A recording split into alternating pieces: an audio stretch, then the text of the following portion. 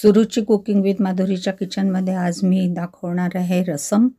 त्या रसम करण्यासाठी मी अर्धा किलो टोमॅटो वाफवून घेतले, 2 डावभर शिजलेली तुरीची डाळ घेतली, चिंचेचा कोळ घेतला, 2 चमचे रसम पावडर घेतली, टोमॅटो वाफवून घेतले, त्याला क्रश करून घेतलं, 2दा गाळून घेतलं, कढई ठेवली, त्यात 1 चमचा तेल घातला आहे, थोडीशी मोहरी घातली आहे आणि आपल्याला आता त्यात लाल मिरच्या घालायच्या आहेत, थोडीशी हिरव्या मिरचीची पेस्ट, लसणीचे कुटलेलं थोडंसं 4-5 लसणीचं, थोडी हळद घालायची आहे आणि आता आपलं तयार झालेलं जे रसमचं ते मिश्रण फेटून ठेवलं ते घालायचं आहे। 2 चमचे आपल्याला रसम पावडर घालून रसम तयार करून घ्यायचं आहे। रसम कसं करायचं, त्याची पावडर कशी करायची, त्याचं साहित्य मी दिलेलं आहे।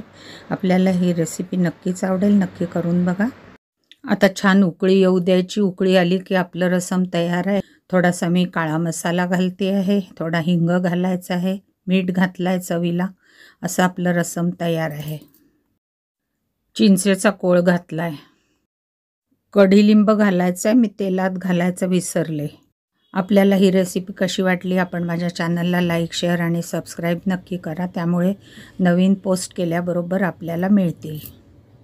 पूर्ण व्हिडिओ बघितल्याबद्दल धन्यवाद। पुन्हा भेटूया नवीन रेसिपी बरोबर। तोपर्यंत मस्त खा, स्वस्थ रहा, खुश रहा आणि मुख्य म्हणजे माझ्या रेसिपी बघत रहा।